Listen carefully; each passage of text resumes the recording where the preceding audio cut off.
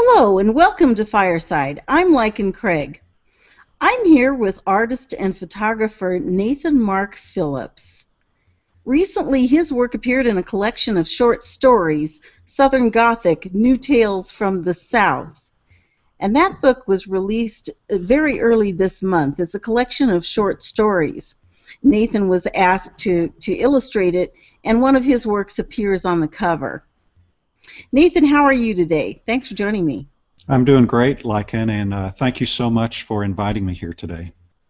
I'm really excited to look at your work with you because something that you don't know is that I do fabric collages on the side. Yeah, and mostly they go to auction for various causes. But I really appreciate not only photography for its own sake, but the way you combine collage with photography, and that was so fascinating to me, and I'm really looking forward to looking at your images with you. That's great, thank you. How did you start with Southern Gothic? You knew some of the people involved, or how did that get started? Yeah, actually, I met Jordan Scoggins through Twitter, and there's not that many digital collage artists on Twitter. If you follow a hashtag of digital collage, very rarely does anything pop up. And we think that that's where we discovered each other, because he does very much the same type of work, and is a very gifted artist in his own right, of course. And from there, we developed a correspondence. He's from the South, I'm from the South. He's done some pretty remarkable documentaries and videos on his heritage. And that I had relatives, grandparents who are very much into genealogy. So we just kind of had that connection. And when the call to artist came out for the Southern Gothic publication, he encouraged me to submit, and I did. And the rest is history, I guess. Yeah, I'm going to be interviewing Jordan, actually, I think in late November. Great. Yeah, I'm looking forward to meeting him. Yeah. So his work is very similar to yours, you said. It's the combination of photo with various images, and you use even, I think, newspaper cutouts and various things to put into your work. Yeah, I think one of the most interesting things about collage is you don't necessarily have to be a skilled classical artist to produce art. And collage is very much, at least for me, is about placement and where things go. And and I'm sure as you have experienced with doing your own type of collage, there's a sense about where things go, and you have in your mind or in your head kind of a way that you want it to go, and you just very much follow your intuition. I think I comb the internet for images, certainly the ones that have no copyright on them, because I'm very cognizant of not using someone else's copyrighted work without their permission.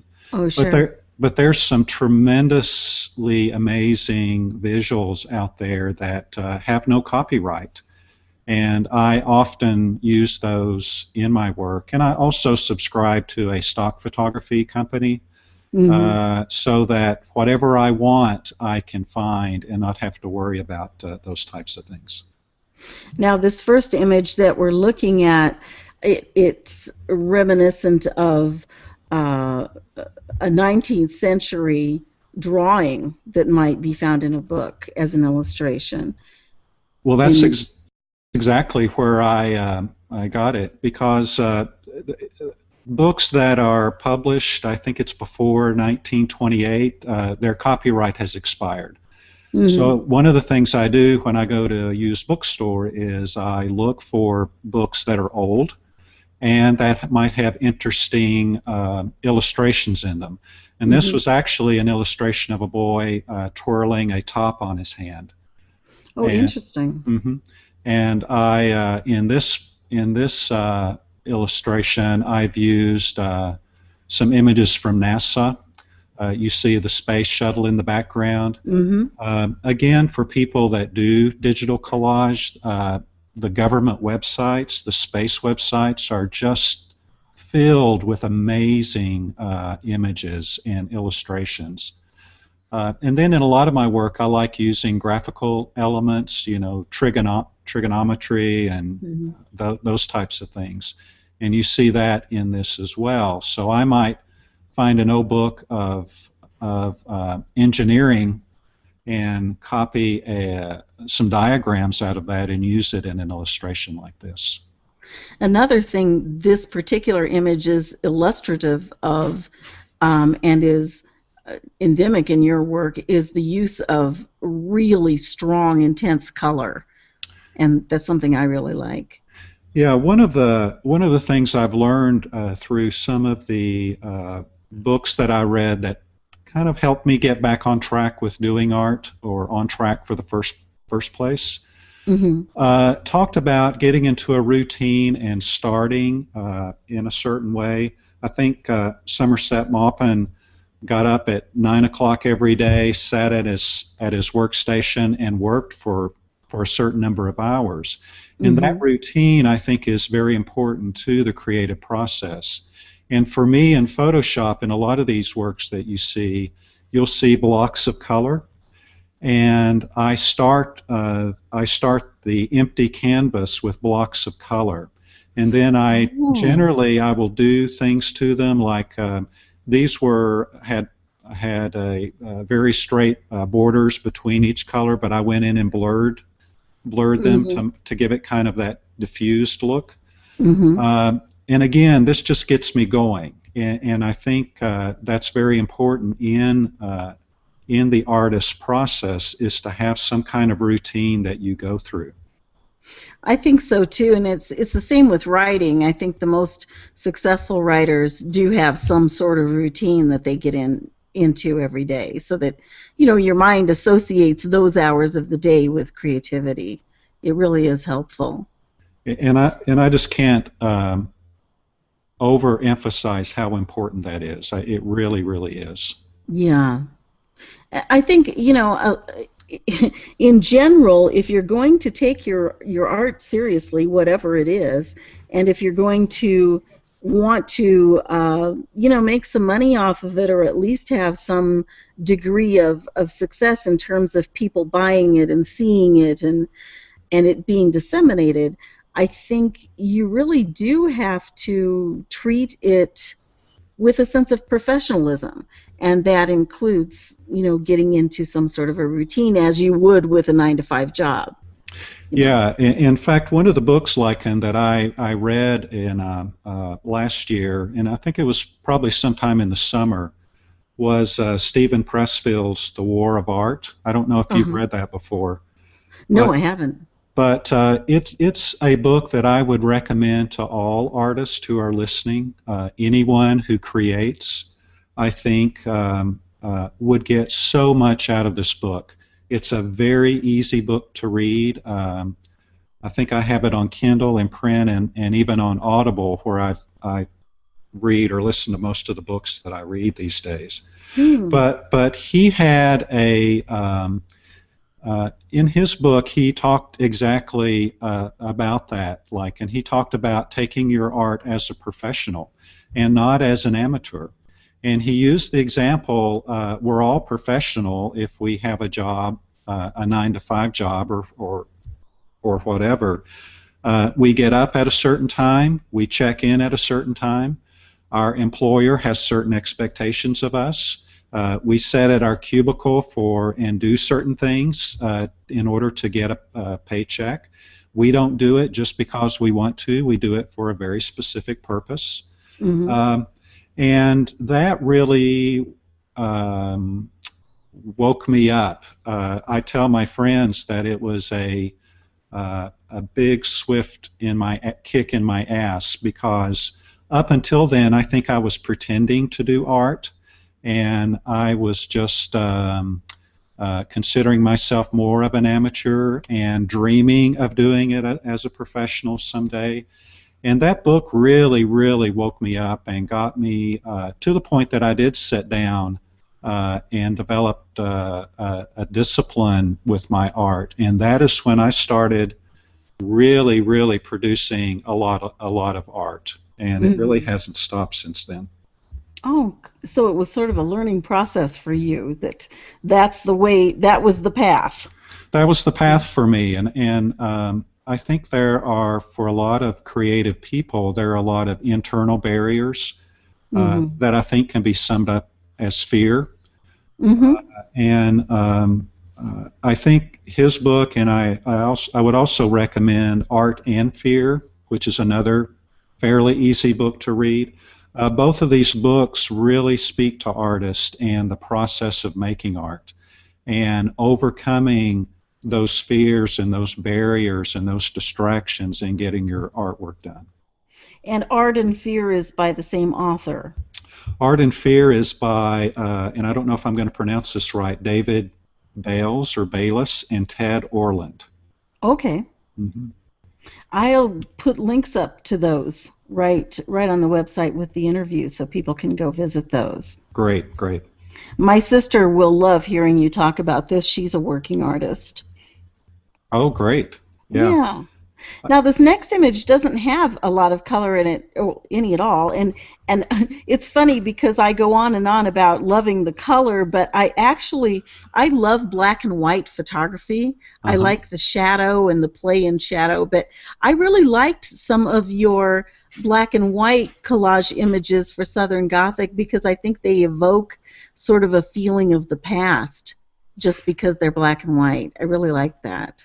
Yeah, and I feel the same way. Either a black and white or a sepia tone a lot of times brings that mood out. Yeah. What I liked about this is the elephant skin and how it's so rough and the texture of it is so interesting. Yeah, this one I call The Dreams of Young Dr. Dolittle, and I don't really know how I end up with the titles of these, and the process is very intuitive and subjective, and you know, like when you do collage, and you just kind of know where things are supposed to be. But you almost kind of get into a zone, and it's not quite a conscious thing. It's almost between here and there. You get into this zone where you let some other kind of voice take over. I'm sure you know what I mean. Yeah, I know exactly what you mean, and I think when I look at something like this, I don't set out to make this image. This image just evolves. But yeah, for me, this is a very bizarre work, but it has to do with dream, and I find the dream world extremely fascinating, and some of my works kind of take on that flavor of just the bizarre, and this is probably one of them. Many of them have that dreamlike quality. One thing that's fascinating about this one is the musical notes floating through it, and also in the lower left corner you've got the wildcat. Yes. Down there, and you almost miss it if you're not really studying the photo. And I do in a lot of my works also. I'm very much into, for those who are familiar with Photoshop, very much into the layering effects, and I'm very fascinated with when layers are blended or when images are blended to the objects behind them or in front of them. It's almost like a chemical effect. I think I heard you comment on one of your past podcasts where you remember the days of digital film, and I do as well. And I hear people talk about the you know, doing the development and in the dark room and that process, and that's what I find so fascinating, and what I really enjoy about Photoshop so much is that creative ability to not just put things together but have them blended together. Well, it's interesting because when I was speaking in the other podcast, I was speaking of my ex-husband who was a professional photographer, and how he would shoot thousands, literally, of slides, and he would toss 80% of them because they weren't sharp enough or the light wasn't just right, or there was no digital manipulation in those Right. days. It was just a lot of wasted money. Yeah. But what's interesting about it is that in those days, uh, digital photography was just beginning and Photoshop was just beginning, and so the professional photographers viewed that as almost cheating, you know, Right.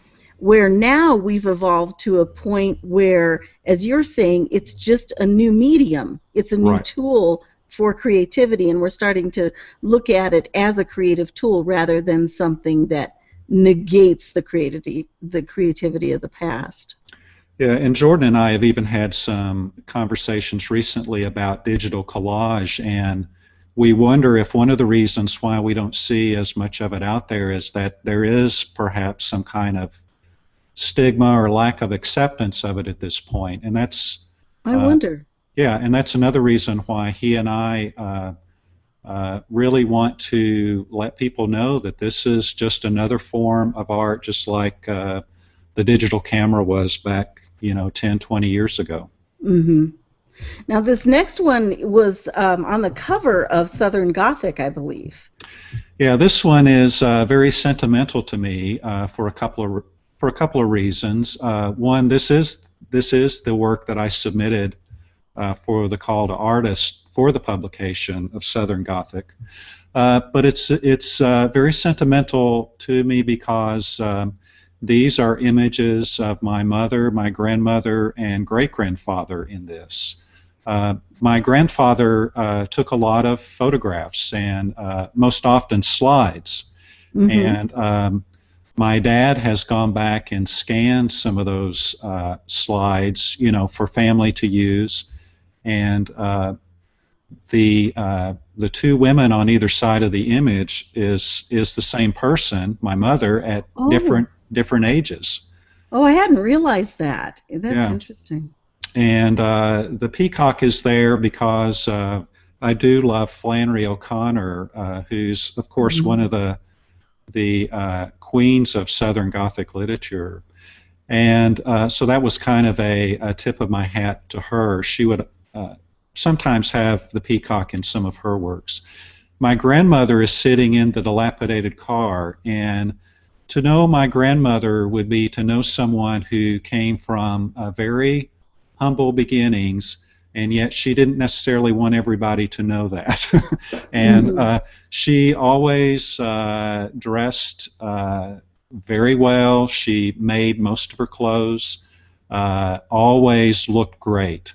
Oh. And at times in contrast to her surroundings. And so this is kind of an inside, uh, I wouldn't say it's an inside joke, it's an inside family giggle because my grandmother always thought of herself as very much above her surroundings oftentimes. Mhm. Not in a mean way, but just in her way. But And she was then trying to rise above her surroundings. exactly, and you do see that oftentimes in Southern Gothic literature, and that's why I really love her sitting in that car. Hmm. To me, it just really sums her up. I'm very, very fond of my grandmother and miss her very much. And then, oh, go ahead. I was going to say I love the rooster on top of the car and the cat sitting on the hood too, because those of us who grew up in rural areas, there's always some animal sitting on the car, and you have to move it before you can start the car and go anywhere. Well, and especially a car that's not going anywhere, which of course this one is. Hmm. And then in the background is my great grandfather, who I knew up until I was in college. And he had a great sense of humor and was just a wonderful person. So, Mm. and he's actually sitting at the home of his brother and sister-in-law. So I Mm. used a combination of stock photography and family images in this work. It's interesting. Now, the next one is also part of the Southern Gothic Correct. group, isn't it? Yeah, this is by the short story called A New Bike for Little Mike. And also in this one, it has to do with a down and out uh, father whose son has lost his bike has is broken, as you can see there. Hmm. And I'm trying to look up. Yeah, this is by Hardy Jones. I wanted to give the author some credit to that. A wonderful little short story, and the story has to do with the ex-wife, the boy's mother, popping into his life again and bringing a new bike while the grandmother and the child are gone. And the Hmm. father's dilemma is, what am I going to tell my son? Am I going to tell him that his mother gave it to him, or that I gave it to him? Hmm. So that's kind of the dilemma. The elements for this work include stock photography, which is the old cabin. The lady standing in the doorway is actually one of my great grandmothers. Mm. And again, this is what I want to show people. A lot of times, your old family photographs can be incorporated into different interesting works. Um, Sure. the other people are stock photography, and then the fancy chickens. Those are actually called fancy chickens. I took at the Biltmore House in Asheville, and one of the through the years since I've posted pictures of fancy chickens, one of the biggest drives to my website has been people looking for fancy chickens, and they end up on my website. So. But I like the contrast of the quote fancy chickens and the poverty, the sadness of the characters there. Well, the contrast of the fancy chickens with the dove is interesting too. Yeah, for me, and I've used the doves in a few of the works for Southern Gothic. And for me, Southern Gothic often has a religious element, Hmm. and for me, that in this work, it meant that. Um, Something God was pleased or looking down on this kid, poor little kid whose bike didn't work. So Yeah. so it's kind of the hope that's always there in those types of stories. Interesting. Now, this next one, I think, was not. Well, no, this was in Southern Gothic. Yes, this was in Southern Gothic. And it's particularly macabre, I think, for me. I really like it. Well, this is by Caitlin Cawley. The short story is Canaan, and this one was, as an artist, and one of the one of the other reasons that I agreed to do the Southern Gothic works to be the sole illustrator was I wanted to experience working for somebody else. Hmm. And what is that like as a creative person to have parameters and assignments, for lack of a better word, and to Hmm. produce something? This was a very sad uh, story which had to do with brother-sister incest. It has to do with sexual abuse of a minister on the young people. And the whole backdrop, if that wasn't sad enough, takes place during a drought. Hmm. And again, I just how do you illustrate that? And it Well, I evolved. think you Go ahead. got it. The landscape there is so bleak, and you've got just that one little plant to the left there that's surviving, and it does look like a drought. Yeah, and that's I think is a tobacco plant, if I remember correctly, which of course is such an important crop in the South. Hmm. And how I depicted the body of the preacher is actually a picture that my grandfather had taken, and somehow the whole bird concept evolved. And if you look closely enough, the sparrow, which represents the brother and sister, the face is actually a face on one side of a male and the other side a female. And Yeah. I illustrated it that way to represent their blurred boundaries, that were for them, which was part of their existence at that point. Mm-hmm. I made them a sparrow, and as a play on with the eye that's in the background. For me, that's the all-seeing eye of God. I And wondered about that. There's a bird's eye in the middle of the work, and I wondered about that when I think that's the thing that first drew my eye to this image was that bird's eye. yeah, and for me in this story, and of course, coming from the South and in a religious background, I'm very aware of the power that these ministers have over their congregations. And I wanted to depict this guy as a monster. And this is actually, I think, a vulture head on him. And the all-seeing eye of God, and if for those that are just listening to, Jordan had shared that this author did this in as part of an assignment of series that had to do with tarot cards. So I incorporated the tarot cards in them, and I have it described on my website into some detail as to what these tarot cards mean, especially upside down. But this, for me, was a very difficult work to complete. But I was very satisfied with how it turned out.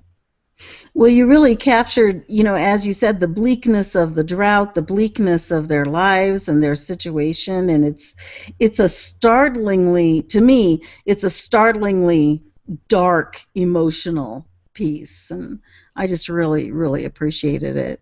Yeah, thank you. This next one is interesting to me because, again, we're working with the black and white, but you've got the red in his back and the slashes on his back and that little splash of intense color in it. Yeah, this is an image of it's out in the middle of nowhere. The cabin is actually a picture of a cabin that my grandfather again had taken.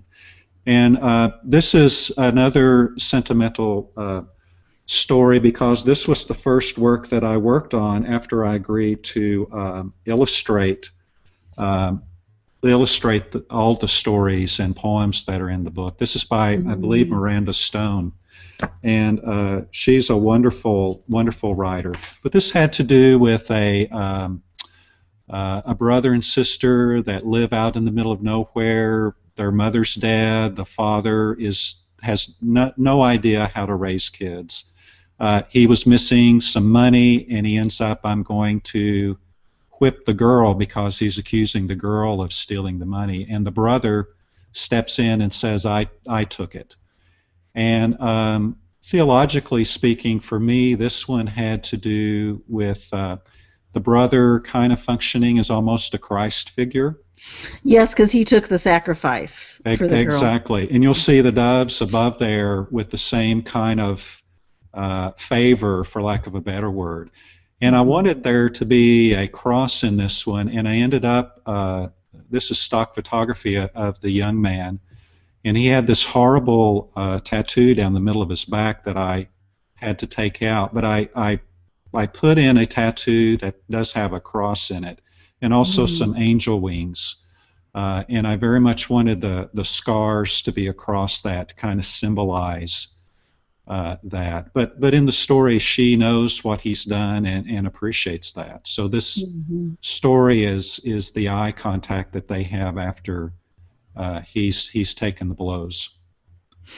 Now, this next one I thought was interesting because, again, you've used kind of the monochromatism that you do in the sepia or the black and white, but you've splashed it with this wonderful sort of olive green. And this was one of my favorites. And I don't know what it was. I'm a medieval history buff. And so I really loved the images of the two women. They're very medieval. And then again, you've got your elephant in there. Yeah, you're picking up a theme, aren't you? Yeah. And yeah, I often have in my works, as I look at them, I often have birds, and a lot of birds, like a flock of birds. and I've had keys here and there, and the elephant, of course, was in the Dr. Dolittle. Mm-hmm. And this is one of my favorite also, lichen. And again, I don't know what it is about it. The images of the women are from the Middle Ages, and the artist, I think's name is Holler, Hollar. And again, this is copyright free. But I love the eye contact. I love the fact that she's holding a rosary. And to me, there's a story to this, and I want to know what the story is. I also love roads and people being on roads. And where is this elephant going, and what does the key unlock? Mm-hmm. So yeah, this is one of my favorite as well. The bird, the Florida bird that you see in the background, I took here in Florida, and I used it a couple of times in the Southern Gothic work. Is that an egret? I think so. Yeah. Yeah. I'm not good at remembering names. Yeah. Yeah. This road has a sense of being very endless, and Yes. but not in a threatening way at all. Right. Just in an inviting way, and I just really love this one. Thank you. The next one was also in Southern Gothic, I believe. Yeah, this was Rose, and I'm not going to try to pronounce Rose's last name, but Long Gone Girls. And this was this one was a lot of fun to do, and this was seemed like a very introverted young lady who spent time in a museum looking at old pictures and thinking about the stories behind the pictures. Mm-hmm. And a female ghost befriends her, and they have some kind of love affair between the two. So this represents, to me, this represented the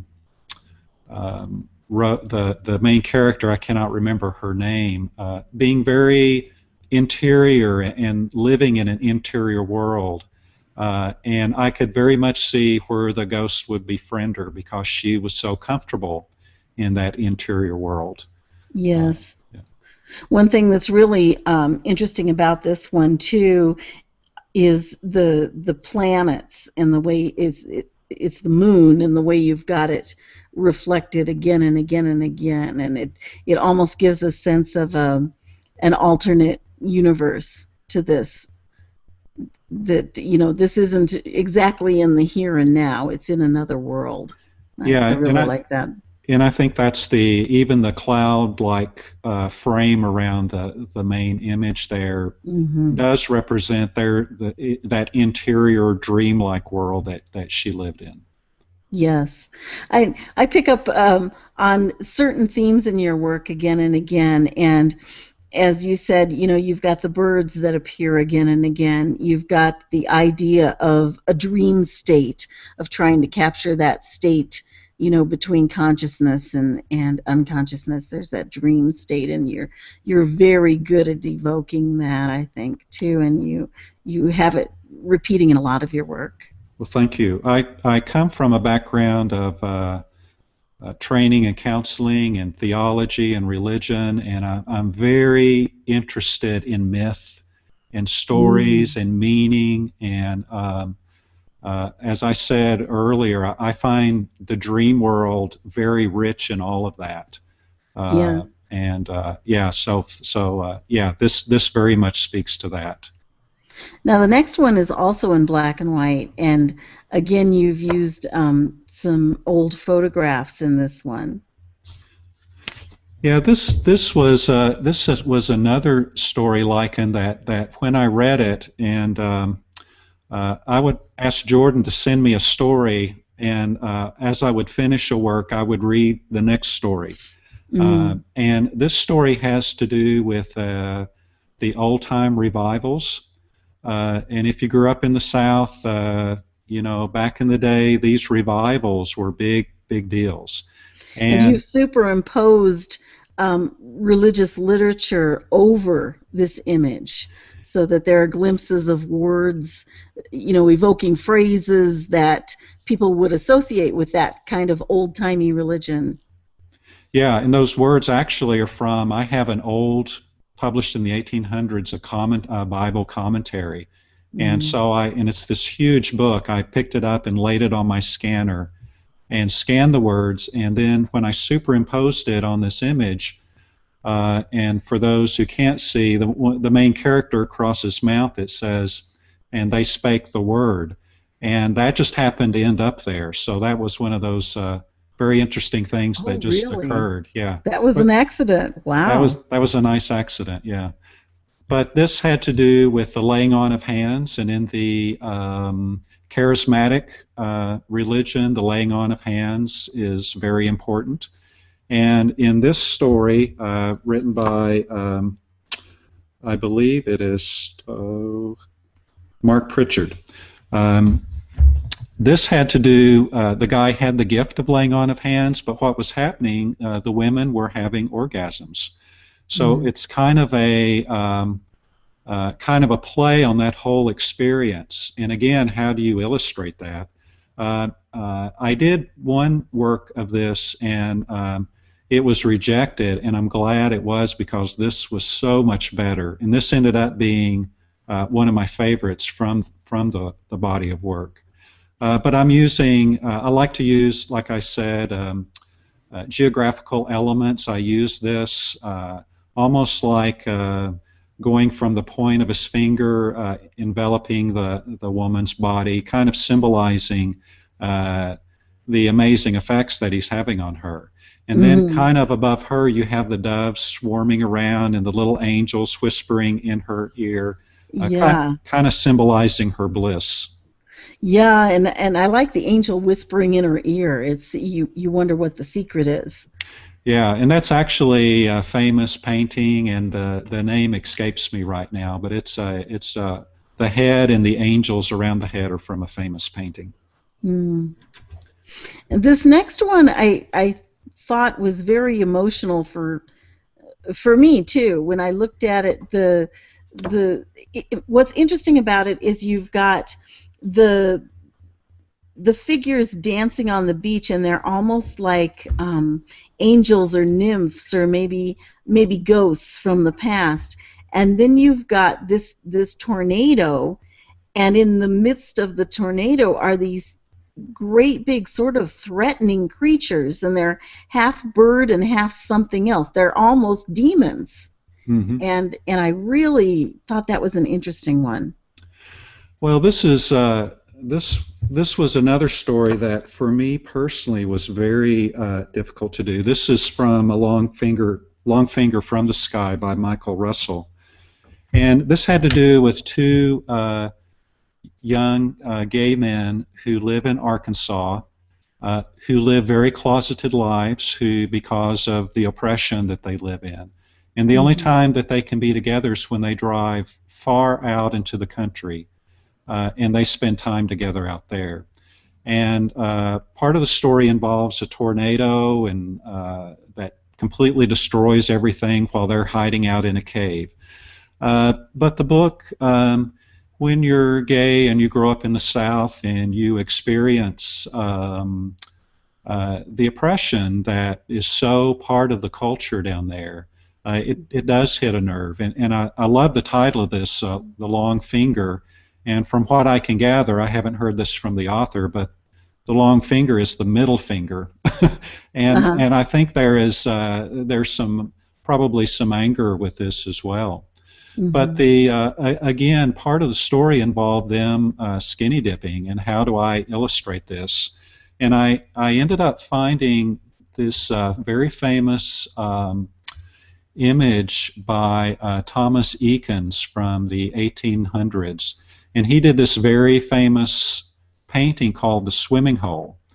And as part of his study, he had taken pictures of these guys swimming, and he used that as his model to work with. So again, this was something that was available online for me to use. The other images are images that I've taken in North Carolina, along with stock photography. But it's, again, you're right, there's this contrast between kind of the bliss that they feel in this sanctuary far away from all the oppression and the storm of the society that just so often comes down on them. And the clouds are very ominous, and the lightning, and it's very interesting. But again, this was very much a collaboration with me and Jordan. I had to redo this one a couple of times, and this ended up being the better work for the story by far. Now, the next one you call Love Like, and I think that's so interesting because to me the phrase love like means not quite like love or like what it should be. And you've got some very traditional love-like images. You've got the man and the woman and the way that they're standing and you know, implies that they are a couple, and you've got the bouquets of roses and the lace that you'd find in a wedding dress. But the interesting thing is that she's a mannequin. Yeah, this was this is a story by A.G. Carpenter, Love Like Dysphoria, and the story was based on the story of Persephone and Hades, and the story has to do with Hades wanting to marry Persephone and ends up forcing the marriage, and she hates him so much that he agrees to let her leave hell 6 months out of the year, but she always has to return. And in A.G. Carpenter's story, it takes place in modern times, and he hates her, really, even though he wants to be with her. And in the story, she ends up brain dead, and he keeps her alive just so he can periodically use her for sex. So for me, there was this relationship of complete. He completely objectified her, and that evolved for me into this mannequin. This is a mannequin top on a human body, and I have this myth also has to do a lot with agriculture, which of course is very important in the South. And the roses to the right of the main characters are actually dead roses, and the pitchfork is stabbing the bouquet of roses. Yeah, and it's another tip to the fact that this is Hades and the traditional pitchfork also.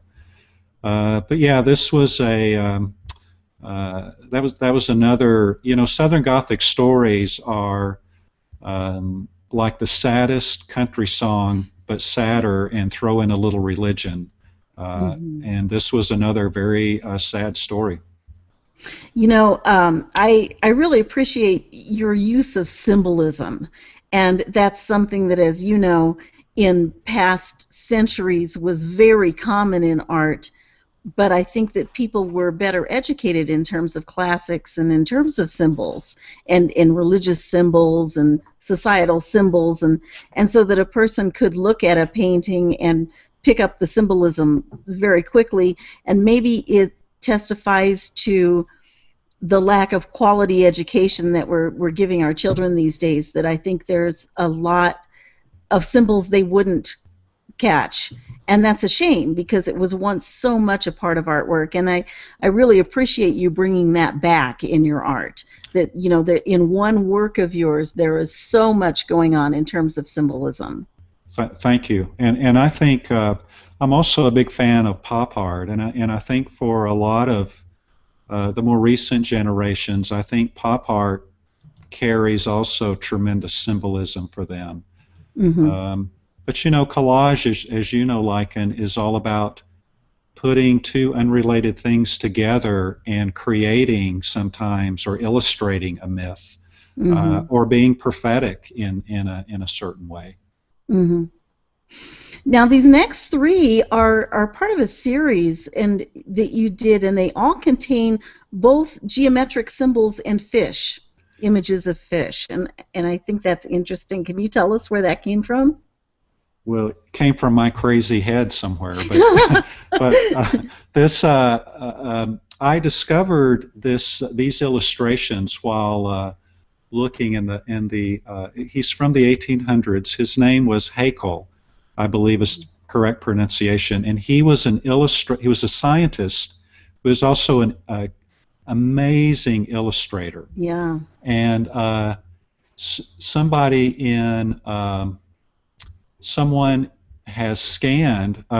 He had this book of illustrations of sea creatures, Mm-hmm. and someone has scanned them. And so I've used these elements as part of what I call my Fish in Space series. And what triggered this lichen is, have you ever noticed how much like sea creatures look like they're from outer space? Oh, they really do. Especially you've got some images of squids and things in here, and I've always thought that they just looked like something from science fiction. Well, and that's exactly what I was getting at here, and kind of playing on with the symbols, almost like this is from some kind of federation far, far away. And in each of them, I have a main image, and then above that, I have another image that reminds me of some kind of spaceship. And I also use geometric elements through it. But in each of them, I use the same blocks of color Mm-hmm. and the same NASA images in the background to kind of tie in the space theme. There's something else in this, and maybe it was my imagination going wild, but I think what's interesting is that you use shades of peach and rust, and then the olive green with the charcoal, and to me that evoked salmon. Huh. And for some reason, you see those colors in salmon scales and salmon out of fresh water, and I wondered if that was intentional or not. No, I wish I could say it was, but it wasn't. Well, we'll just pretend it we, was. we can We'll pretend. fake it. Now, the next one you used these same sorts of colors, and I like a lot of green and things, so I really liked that. But you've got the geometric symbols going here again, and this kind of reminded me, when we were kids, and I don't know if these even exist anymore, but when you and I were kids, they had that thing called a spirograph, that Yes. toy, Hmm. and that reminded me of this. Yeah, I can see that very much. This is from a series of 10 that I've done called I call them the psychedelics, and this is psychedelic Einstein. And again, you can see where I start with blocks of color. Yes. I started, then I also incorporated a public image of Einstein, which there are plenty, and then used the geometric symbols for me symbolizing the atom. And his E equals MC square verbiage and all of that. So Right. yeah, this is another one of my favorites also. I like this entire series that we're going through now because they're all portraits, if you will, Yes. but superimposed with symbols, and so One, interesting. once I started doing this, and my first one was the psychedelic chef, and that the psychedelic chef was a little bit crazy looking, and I thought, well, I want to do more of these, and I kind of got away from the connotation of being crazy and psychedelic to moving more toward the color. But I knew I wanted to do a psychedelic Jesus, and again, it's like, how do I do that, but yet be respectful to the tradition and the myth that is so important to people? And I Right. knew I couldn't do psychedelic Jesus on the cross, Yeah. so I found this wonderful image online and went with that, and I used the elements of the Big Bang and Yes. DNA and all of that to kind of symbolize those teachings that talk about Jesus being the creator of the universe. I was reading something once on religious iconic art, and I forget what it is, and you probably know, but there's something with the hands upraised like that's symbolic of something Yeah, with a saint or with Christ, and I can't remember what it is now. yeah, I can't either. Yeah, I love these portraits. And this one that we're looking at now has this sort of wonderful paisley um, texture going on in it. And I really, really liked that. Yeah, this is psychedelic Gandhi, and I had some artists have told me these should probably be printed, like very big.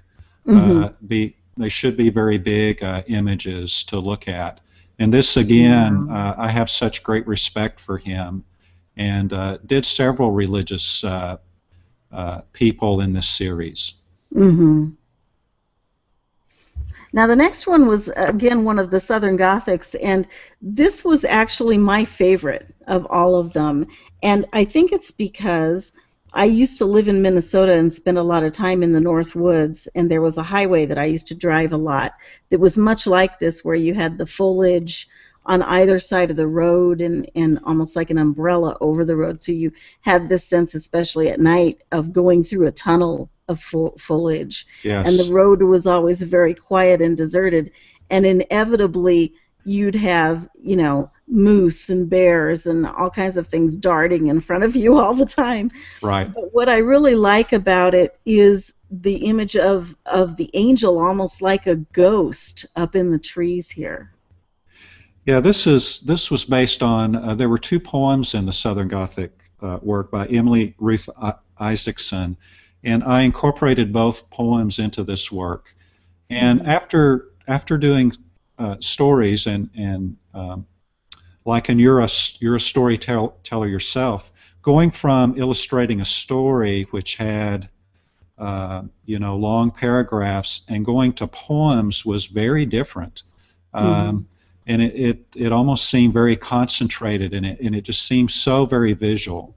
And Yes. I really enjoyed working with the poems for that reason, because they uh, were very condensed and very visual in almost every sentence.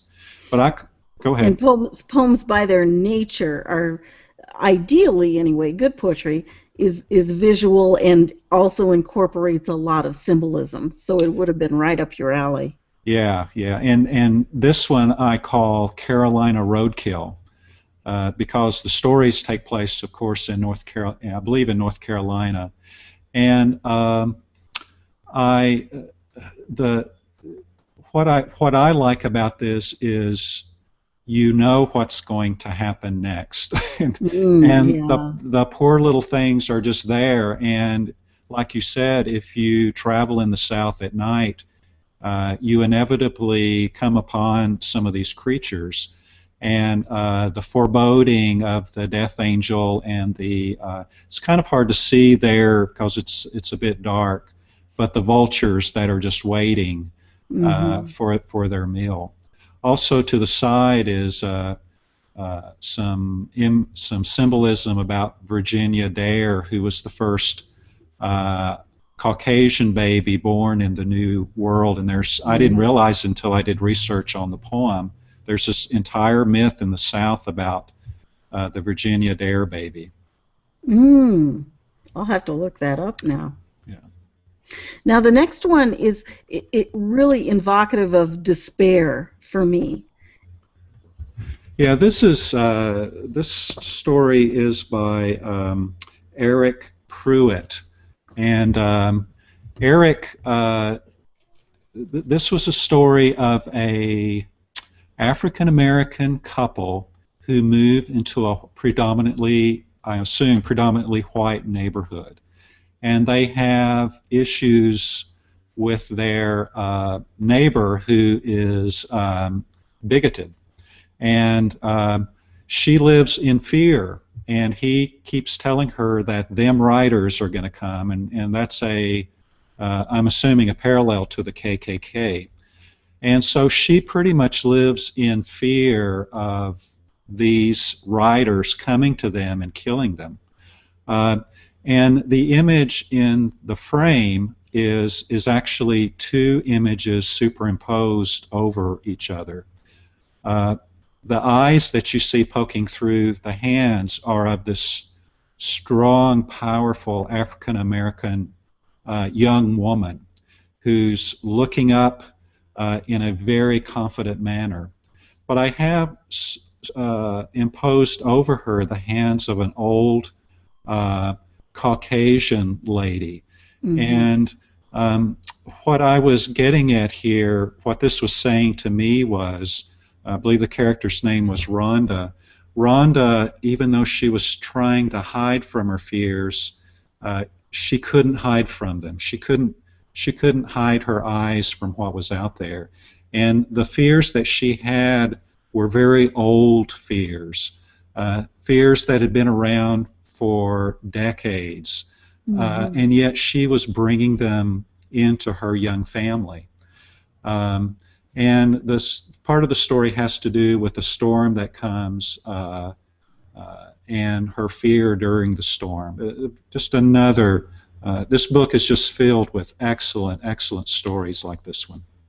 Yeah, I hope people will look this book up. It's Southern Gothic again, and it's subtitled New Tales from the South.